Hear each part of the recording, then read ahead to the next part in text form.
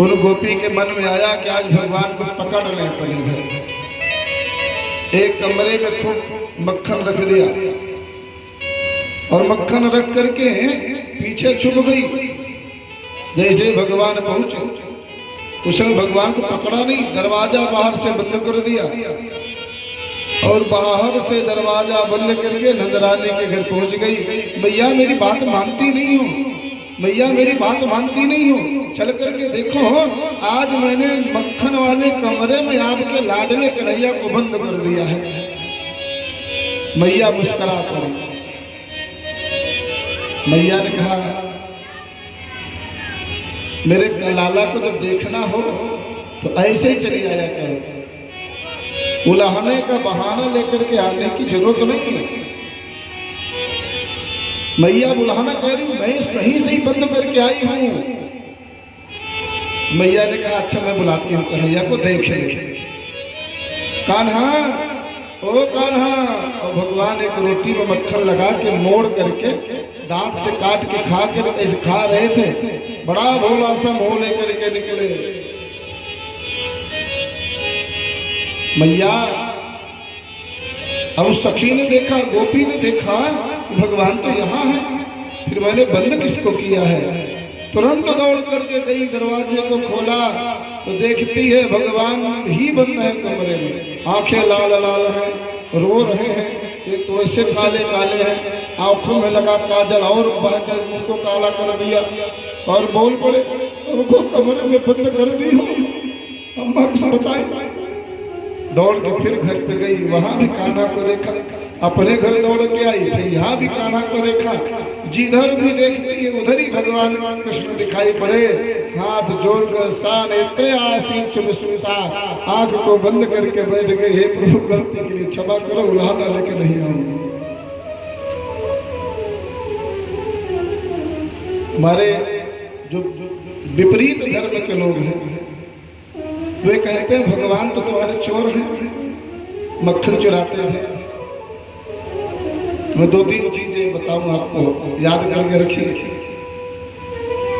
मेरे प्रभु अपने पिता के अकेले संतान हैं, नंद जी के अकेले संतान है ये। और नंद का नाम नंद नहीं है, नंद जी का नाम है आनक दुंदुभि। इनके जन्म के समय चंद्रमा प्रसन्न होकर के आकाश में नगारा बजाए, दुंदुभि दिए, इसलिए इनका नाम हुआ आनक दुंदुभि। तो नंद तो संज्ञा है, पद है। 10 लाख गैया जिसके घर हो उसे कहते हैं नंद। अब 10 लाख गाय अगर एक एक लीटर भी दूध दे तो 10 लाख लीटर दूध हो। तो भगवान चाहे पिए, चाहे नहाए, चाहे उसे स्विमिंग पूल बना के दूध में रोज तैर ले, इतना दूध होता है, चोरी करने की आवश्यकता नहीं। और मैया भी ऐसी मैया जो सर्वस्व समर्पण कर दे उस कान्हा पर। पड़ोसी भी ऐसे जो सब कुछ खिला दे। तो भगवान चोरी क्यों किए? भगवान को चोरी की आवश्यकता क्यों पड़ गई? और भगवान ने गोकुल में ही चोरी क्यों किया? मथुरा में गए तब तो नहीं किया, उसके बाद द्वारिका में गए तो चोरी नहीं किया। सिर्फ गोकुल में ब्रज में ही चोरी भगवान ने क्यों किया? गोप गोपियों के घर ही प्रभु ने चोरी क्यों किया?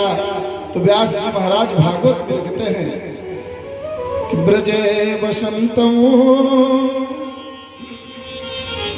नवनीत चौरमो गोपांगना यदुकुल चौरमो अनेक जनवा जितपात चौरमो चौराग्रगणो पुरुषो नमामि। मेरे भी प्रभु ब्रजे वसंतम नवनीत यानी मक्खन, जो ब्रज में रहकर मक्खन चुराते हैं, ऐसे वे मेरे कृपालु प्रभु किसी के घर जरा सा मक्खन चुरा कर उसके कई कई जन्मों का जो पाप होता था उसको नष्ट कर देते थे, उसको चुरा लेते थे। इसलिए भगवान का एक नाम हरि हुआ। जो भक्तों के पापों को हर ले उसे हरि कहते हैं। अनेक जन्मार्जित पात चौरम चौराग्र गैनम पुरुषम नमामि। जरा सा मक्खन खाकर उस घर के जितने भी सदस्य होते थे सबके पापों को भगवान नष्ट कर देते थे, पुण्य का उदय कर देते थे। व्यास जी कहते हैं ऐसा जो सबसे प्रमुख चोर है वो हमारे भी घर, हमारे भक्तों के घर रोज चोरी करने आया करे। एक देवी है ललिता, उनको मालूम पड़ा कि कन्हैया 2 हो गया, तो उन्होंने प्लान बनाया कि इस बार कन्हैया को ऐसे पकड़ो कि 2-3 कितना भी हो तब भी पकड़ा जाएगा। एक कमरे में मटकियों में मक्खन भर करके रख दिया, 9 मटकियों में। उन मटकियों में मक्खन भर करके रख दिया, पतले धागे से सबको बांध दिया और पतले धागे से बांधने के बाद एक घंटी से बांध दिया धागे को, दरवाजा खोल दिया। घर के पीछे गोपियां छुप गई। आज कान्हा जब मक्खन खाने आएंगे, किसी भी मटकी को हिलाएंगे तो घंटी बजेगी, तुरंत कन्हैया को पकड़ लेंगे। अब अपने मित्रों के साथ भगवान चले जा रहे हैं। 9 मटकी है घर में मक्खन की, उसकी बड़ी प्यारी सुगंध कन्हैया को महसूस हुई। रुक गए, बोले इस घर में तो बहुत मक्खन है, आज यही मक्खन खाएंगे। अब घर में घुस गए मित्रों को लेकर, बंदरों को लेकर। ध्यान से देखा कितना मक्खन रखा है, तब भी दरवाजा खुला है, कुछ दाल में काला तो है। ध्यान से देखा, पता लगा सारी मटकियां रेशम के पतले धागे से बंधी हैं, घंटी से। और भगवान ठहरे सर्वेश्वर परमेश्वर, ध्वनि के देवता को आदेश दिया प्रकट हो। और ध्वनि के देवता प्रकट हुए। जी महाराज क्या आज्ञा है? कन्हैया ने कहा चाहे जितना घंटी स्पर्श करे, रगड़ करे, आवाज नहीं आनी चाहिए।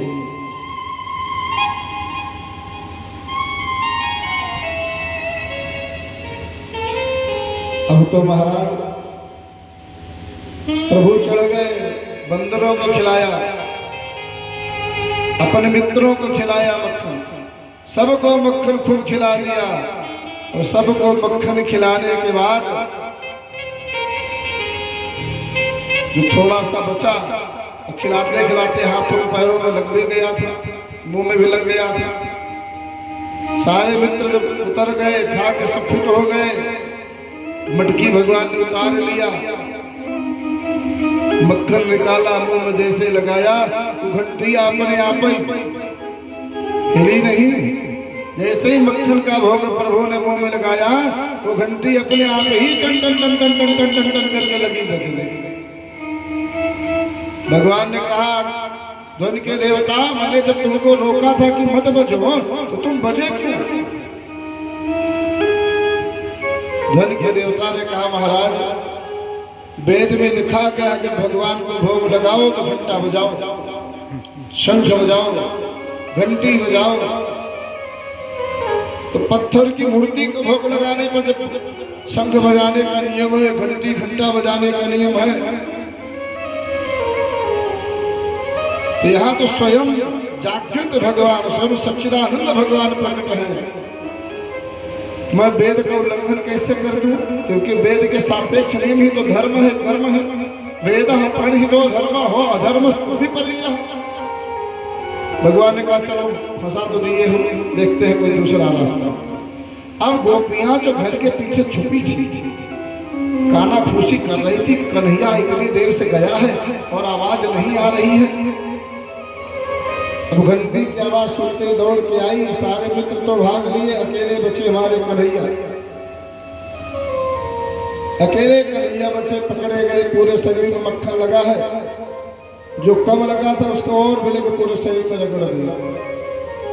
अब चलो, अम्मा तुम्हारी रोज कहती है हमारा बेटवा चोरी नहीं करता, आज रगे हाथ पकड़ के ले चल रही हूं, तब बताऊं कि कैसे चोरी करता है। 10-15 गोपियां हैं साथ में, कन्हैया का हाथ पकड़ के लेके जा रही हैं। जोर जोर से चिल्ला रही है, यशोदा, हे मैया, तेरे लाला को पकड़ के ला रही हूं, देख लेना, आज ही पूरे शरीर में इसके मक्खन लगा हुआ है, चोरी करते हुए रंगे हाथ पकड़ा गया है, कई गोपियां इसका प्रमाण हैं।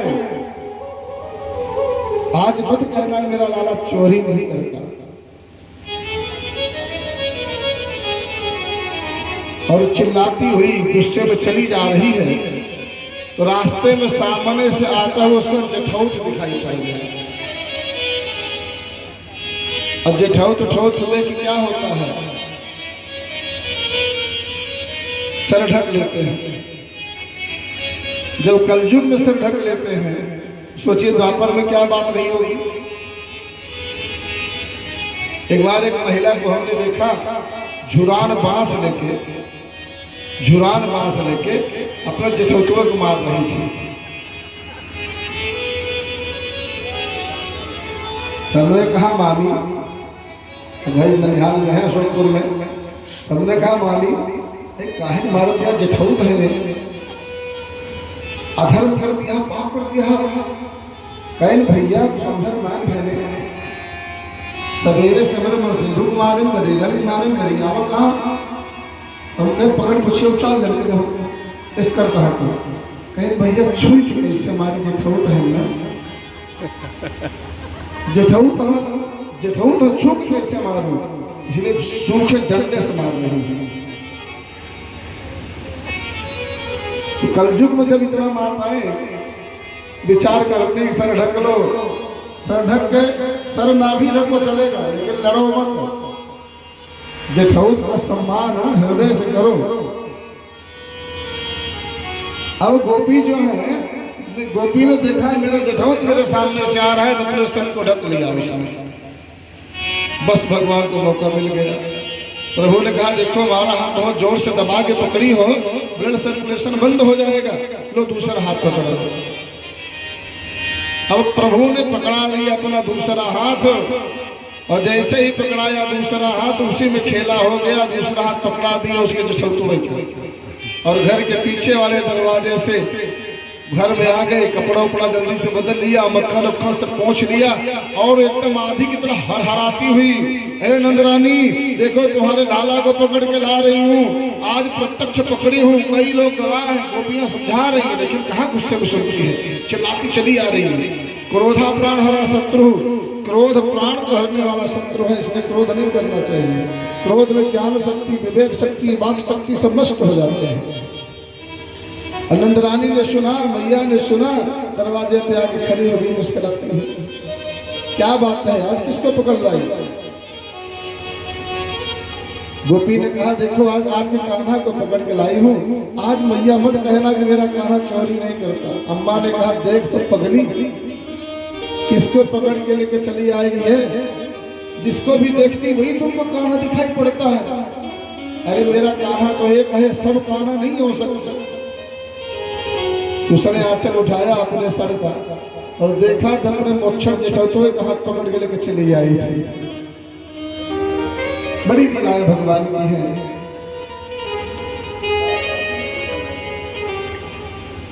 एक लीला भगवान की बड़ी प्यारी आती है।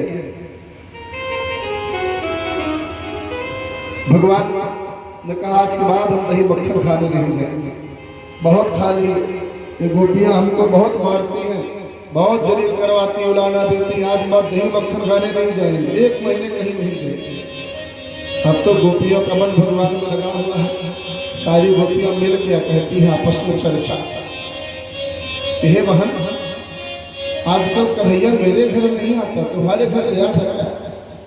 उसने कहा नहीं हमारे गली में भी नहीं आया। तीसरी ने कहा हमारी भी गली में नहीं आया।